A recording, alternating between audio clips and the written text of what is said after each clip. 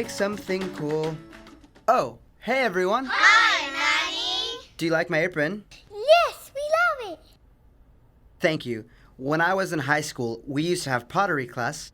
We would make fun objects and then put them in a kiln, which is like a big oven to harden. And when they would come out, we would paint them and make them look beautiful. Well, I thought they were beautiful. Turns out my mugs were just a little ugly. Keep trying, Nanny. So I thought today it would be a perfect idea to show you how pottery is made and learn something about our lives. Pottery starts off like this, a piece of ishy, squishy clay that can be made into any shape. Just like Play-Doh. Yes, like Play-Doh. And we can make any shape you can imagine, like a beautiful heart. The interesting thing is that God describes us just like clay, which he can use to shape into anything.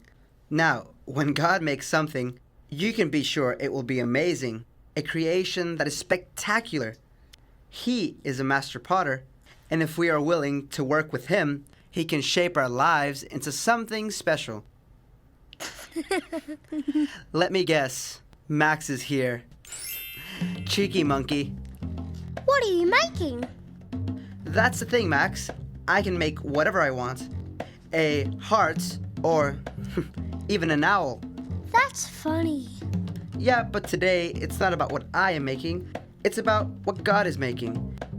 If we're not careful, our lives and our hearts can become hard. Just like this clay pot that has been in the fire. It can't change. It won't ever be a different shape. It's stuck this way unless we smash it. Whoa! A hard heart is never a good thing. A hard heart is saying to everyone around us, I'm not listening. I'm not moving. I'm staying this way, and there's nothing you can do about it. That's not a good way to live. And that's why God is so interested in the condition of our heart. Is it hard, or can he mold it and shape it like this clay? Over here, we have a heart that will never change. It will always say, afraid. We can't shape it or mold it. Being scared is something that happens to us all. But just like the person in our story today, we can trust God to shape us into a person who is brave. There came a time when the Philistines assembled against King Saul and the people of Israel. Their champion fighter was named Goliath, who was almost 2 times the height of an average man. The very first day of the battle, Goliath stood before the Israelites and said, "Choose a man and have him come down to me. If he is able to fight and kill me, we will become your subjects. But if I overcome him, you will become our subjects and serve us." David, our king in training, lived in Bethlehem looking after his dad's sheep. While he was out in the fields, his dad asked him to take his brothers some roasted grain and bread, as they were a part of Saul's army facing Goliath. So David did exactly as his father had asked, and when he got to the battle lines, he witnessed Goliath coming out and challenging the Israelites to fight. Eliab, one of David's brothers, asked, "Who's looking after our sheep? You are always trying to get out of work. It's pretty messed up. What do you mean? What have I done wrong? I just came as Dad instructed with bread for you guys," David responded. Eliab ignored David, so he spoke with some of the other soldiers around him. His questions made their way to King Saul, and Saul sent for him. David said to Saul, "Let no one lose heart on account of this Philistine. Your servant will go and fight for him." King Saul wasn't so sure. "You're only young, David. You can't handle it." "But I've been looking after my dad's sheep my whole life. When a lion or a bear comes and takes any of the sheep, I go after them. I hunt them down and strike them using my sling and a stone. I'll treat Goliath just like them, because he's been speaking out against the armies of the living God." King Saul was so moved by David's words and the confidence he had in God that he said to David, "Go and the Lord be with you." David had known God in the good times and in the challenging times, and he chose to keep his faith. The battle ahead wasn't going to be easy, but he chose not to lose heart. He protected it. David hemmed in his heart with his experiences and with the goodness of God, and stood before Goliath, defeating him in the name of the Lord God Almighty.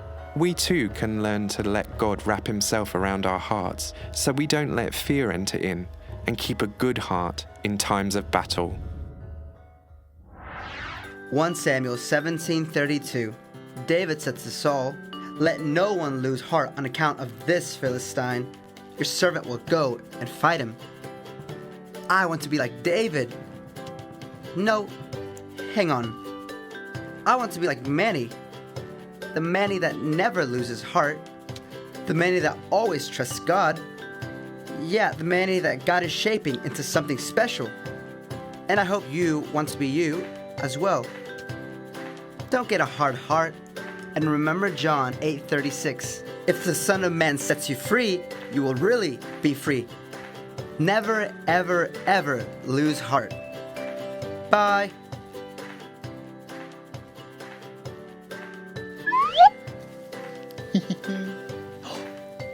God cares about the condition of my heart. God cares about the condition of my heart? God cares about the condition of my heart.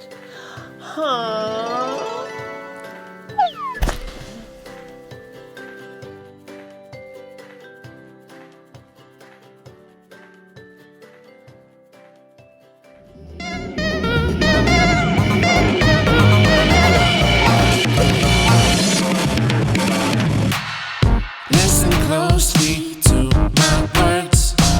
Don't let them out of your sight. Keep them in your heart. Boom, boom, boom. They are life to those who find them. They are health to your whole body. Above everything else, guard your heart. It's where your love comes from.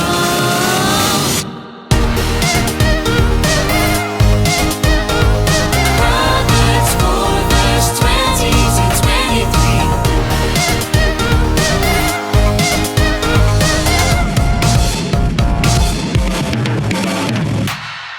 Listen closely to my words. Don't let them out of your sight.